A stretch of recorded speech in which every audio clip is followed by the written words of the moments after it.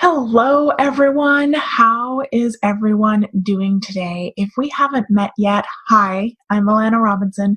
I'm a parenting coach for parents of toddlers, preschoolers, and kindergartners.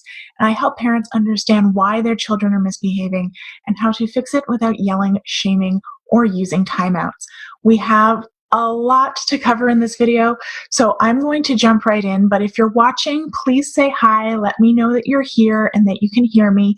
Thank you so much for joining me. I know that it's not easy to take time out of your day, but I hope you have a hot cup of coffee, tea, maybe some wine or beer, something to sip on while you focus, because today I want to talk about why your kids don't respond to yelling, timeouts, behavior charts, punishments, all that stuff that is the common knowledge of how to motivate kids to behave. I've seen a lot of discussion about this in my own group, the Parenting Posse, and in other groups. And this is stuff that is generally promoted. Even like parenting celebrities like Joe Frost, or you may know her as Super Nanny, they actually go on TV and suggest these things. And I want to talk about why they stop working. Why do your kids stop caring about you yelling at them? Why do they stop caring about timeouts and just leave?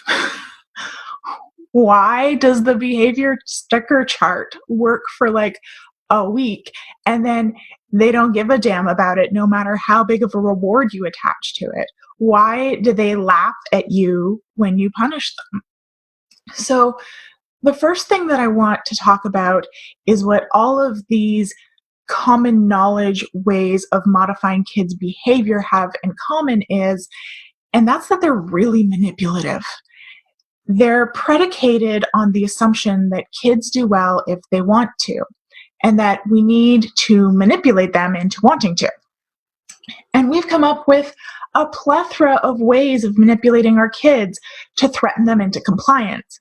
You have to do what I say, or else I'm going to take away something that you love. I'm going to not give you something that you need or want. I'm going to withhold my affection. I'm going to withhold breaks, fun, or joy. Take timeouts, which are possibly my personal biggest pet peeve. You basically threaten your child with isolation and restricted movement if they don't comply with you. Or clip charts. Those ones have gotten really big. With clip charts, you're threatening your child with public humiliation if they don't comply. Punishments like taking away something that they love or enjoy, that's a threat too. Yelling is the implied threat of violence or with disapproval. And the entire goal of these tactics is to try and motivate children using fear of something that they don't want to happen. They don't want to lose their dessert, so they put the food in their mouth even though they're not hungry or it doesn't appeal to them. They don't want to be isolated, so they suppress that need to throw something. They don't want to be scared, so they put the damn shoes on. And it works. I'm not going to deny that it works for a time. But there's a cost to it. And generally at some point it stops working. And that's generally when people find their way to me because they've got no more tricks up their sleeves. I don't have sleeves. So why does it stop working?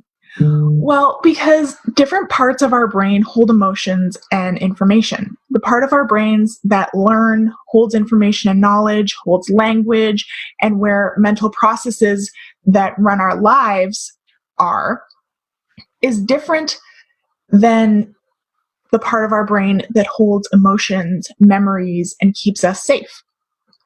The part of our brain that learns, holds information and knowledge, holds language, and runs our mental processes isn't necessary for life, and it's not fully functional when we're children.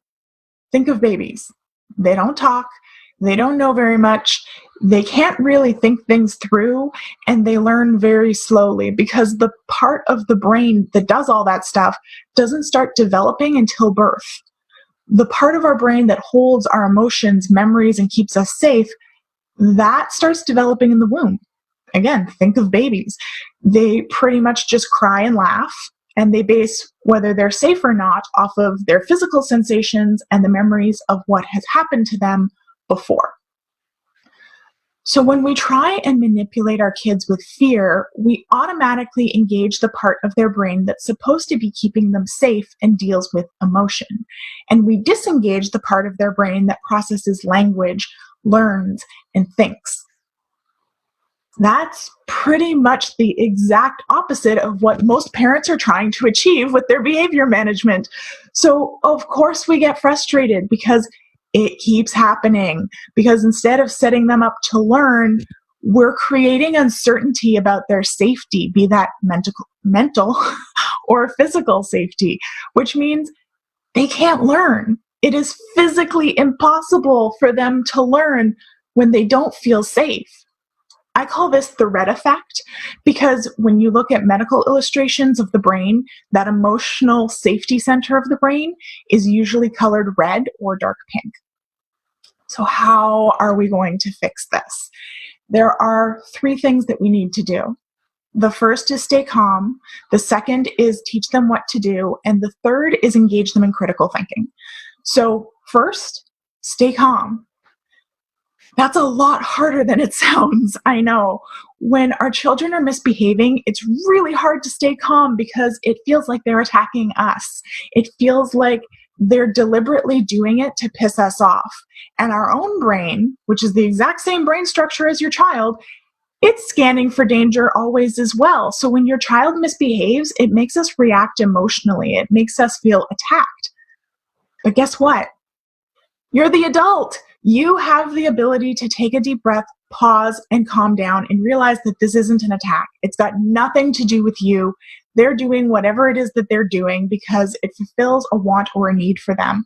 And for young kids, we're talking kids 2 to 6 years old, wants and needs feel really similar. Adults have difficulty distinguishing between the two most of the time. A young child just can't. Expecting them to be able to is completely developmentally inappropriate. So this isn't about you. It's not about how much they respect you. It's not about how much they like you. It's not about you at all. So with your big, mature adult brain, you have to try and take a beat, take a breath, and calm down before you start engaging with them. The only exception to this would be if they're like in imminent danger. You know, they're running into the road or they're going to touch a hot stove or something, okay? But there are very few situations where you can't just like take a hot second and chill out. Second is teach them what you want them to do. Instead of telling them what not to do, teach them actively what you want them to do. Show them step by step, first, second, third, ta-da! Telling them what to do and telling them what not to do is not the same thing. Telling them don't draw on the walls is not teaching them what to do. Telling them we only draw on paper, that is teaching them what to do. And the third thing is engage them in critical thinking.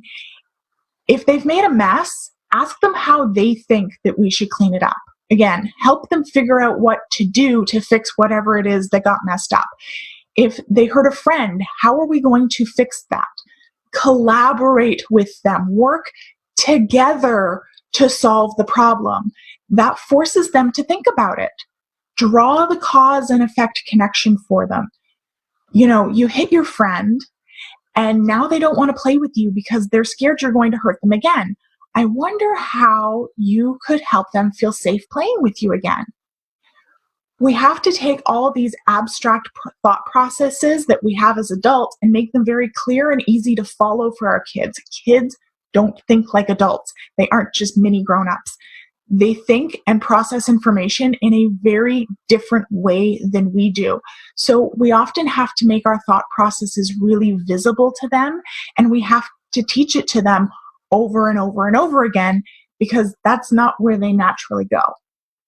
And when you start doing this, well, first you're likely going to have a pretty significant extinction burst.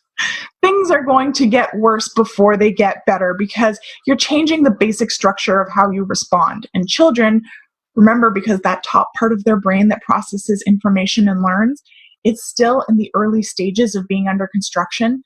Children's expectations are formed off their previous experiences almost exclusively. So when you change how you respond when they mess up, It's going to result in some boundary testing because they have to figure out where the new lines are drawn. How are you going to react? Was this a one-off? They have to test the waters, so expect that at first. But if you're consistent with this approach, what you're going to notice is that your child is going to start misbehaving less. They're going to be calmer. When they do mess up, they're going to start attempting to fix it without any help from you. Does it mean that they're going to get it right all the time? No, they're still babies in the grand scheme of things. They're going to need guidance from you on how to fix their screw-ups. But with this approach, there's a cumulative effect. Every time you teach them what to do, the next time they have more information about what they ought to be doing. And in a year's time, think of all of the information that they'll have built up, which means when they mess up, it will usually be because they've encountered a new situation, and then you'll teach them what to do about that, and that situation won't happen again. So that's it. Sounds doable, right? If you think you can handle this, if this sounds like a switch that you want to make, drop me a yes in the comments, and let's continue this conversation in the Parenting Posse. If you're not already a member of my group, I would love to see you in there. You can search Parenting Posse and it'll come up, or if you go to the Uncommon Sense Parenting page, there's a button that says Join Group up in the right-hand corner there, and that'll take you there as well. The link is also in the description here. So come on in and tell me, does this make sense? Do you think that you can do this? If you don't, why? What's stopping you? What are you scared will happen if you adopt this approach? And don't feel weird about having fears of changing how you discipline your children. The number one reason that we try to control our kids with fear is because we're scared of something. We're scared that they'll grow up to be assholes, or they won't respect us, or whatever narrative is going on inside your head is telling you.